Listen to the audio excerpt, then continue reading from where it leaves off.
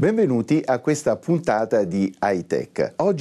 Bienvenue dans cette édition de High-Tech. Aujourd'hui, nous allons parler du phishing, de l'hameçonnage. Il s'agit d'une activité illégale. On envoie des emails au hasard qui imitent les sites bancaires, des sites postaux ou commerciaux. Pour mieux comprendre ce qu'est le phishing, nous recevons aujourd'hui Pierre Sio, un expert en cybersécurité. Bienvenue sur Euronews. Pierre Sio, esperto di sicurezza informatica, benvenuto ad Euronews. Merci à vous. Avant tout, nous aimerions connaître l'étendue de ce phénomène. On estime à plusieurs dizaines de millions d'emails de phishing au niveau européen par an. Ce qu'il faut savoir, c'est que le potentiel de victime est énorme. Tout internaute peut être victime d'une attaque par phishing. Quand on est victime d'une attaque de ce genre, quelles peuvent être les conséquences ? Les conséquences sont multiples. Tout simplement, ça peut aller d'un détournement de votre boîte mail pour envoyer des emails d'arnaque à vos proches et leur demander de l'argent.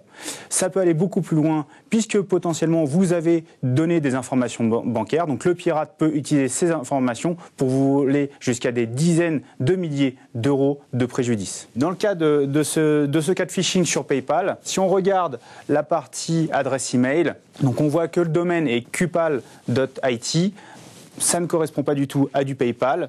Si on clique sur le lien qui nous demande justement de remplir nos informations, on tombe encore une fois sur une page PayPal très bien faite. On va nous demander de nous enregistrer, de nous authentifier avec notre adresse email et notre mot de passe. Par contre, quand on va regarder l'URL, ça ne correspond plus du tout. C'est un site web qui a été détourné dans le cadre de cette attaque de phishing.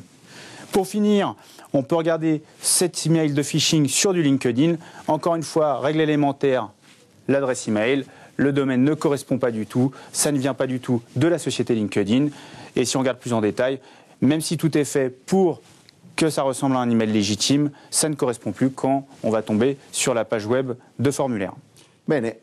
Comment pouvons-nous nous défendre de ces mails frauduleux ? Alors tout d'abord, il faut être suspicieux de tout email reçu. Par définition, on peut recevoir des emails, que ce soit de personnes inconnues, mais aussi de ses amis qui eux-mêmes se seraient fait pirater leur compte mail. Une autre suggestion peut-être ?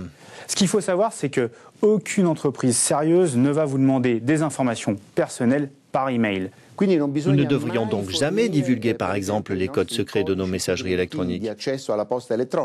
Alors effectivement, il ne faut jamais transmettre ces informations d'authentification, que ce soit son login, son adresse email, son mot de passe, parce qu'encore une fois, les pirates peuvent l'utiliser pour arroser vos amis, votre famille, vos collègues, justement avec des campagnes de phishing et tout autre type d'arnaque.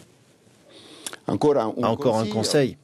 Ne pas hésiter à remonter un cas suspicieux ou un mail de phishing avéré au niveau des fournisseurs d'accès, des cellules de lutte contre la cybercriminalité au niveau des polices locales ou des associations de solutions de sécurité. C'est leur travail, ils sont disponibles pour ça. Une dernière suggestion ? Il ne faut jamais ouvrir une pièce jointe au niveau d'un email d'une personne qu'on ne connaît pas. Effectivement, ça peut contenir des virus, des campagnes de phishing et bien d'autres choses. On peut aller plus loin dans le conseil. Il faut éviter, par définition, d'ouvrir les pièces jointes, même reçues de ses amis et de ses collègues et de sa famille. Quand pouvons-nous finalement ouvrir une pièce jointe en toute sécurité ?